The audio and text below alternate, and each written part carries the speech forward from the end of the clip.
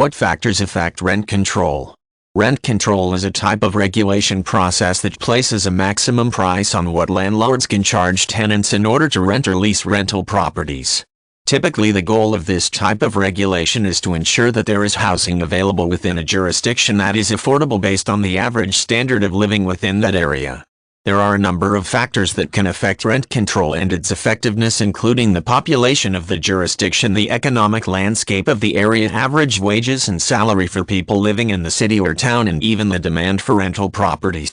One of the key factors that will affect rent control rates has to do with the average cost of living in the area.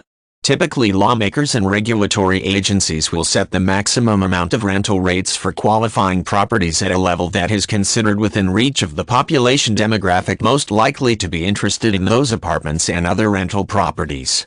This is done as a means of making sure people with limited budgets can afford a decent place to live without an inordinate amount of their income going to pay the rent each month. Consumer demographics will also play a role in determining the pricing for rent control. Municipalities with larger segments of retirees living on fixed incomes or areas in which most job opportunities pay little more than minimum wage will often seek to set the price controls at levels that are within the economic capability of these population segments. Rent control laws based on demographics can not only help tenants find and secure affordable housing but also aid landlords in securing tenants who remain with them for a number of years.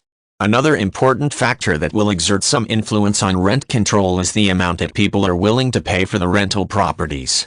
The goal is to make the property affordable while still allowing the owner to generate enough revenue to make a profit and provide adequate upkeep and maintenance on the property. With this in mind, jurisdictions will set the price controls at levels that are considered equitable, since setting them any higher would not increase demand or aid tenants in finding something they can afford. Many jurisdictions seek to implement rent control measures designed to prevent individuals from taking advantage of the price controls and undermining the goal of providing affordable housing.